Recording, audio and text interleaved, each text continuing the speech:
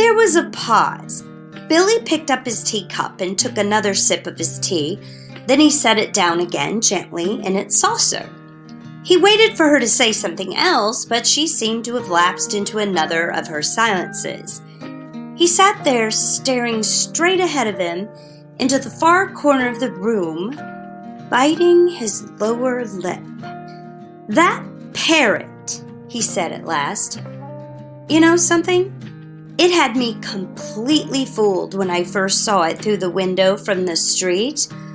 I could have sworn it was alive. Alas, no longer. It's most terribly clever the way it's been done," he said. "It doesn't look in the least bit dead. Who did it?" "I did." "You did?" "Of course," she said. "And have you met my little Basil as well?" She nodded towards the Dashin curled up so comfortably in front of the fire. Billy looked at it, and suddenly he realized that this animal had all the time been just as silent and motionless as the parrot.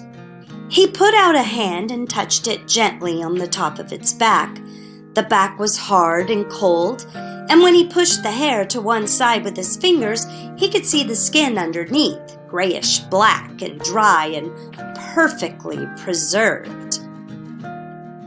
"Good gracious me," he said. "How absolutely fascinating!" He turned away from the dog and stared with deep admiration at the little woman beside him on the sofa. "It must be most awfully difficult to do a thing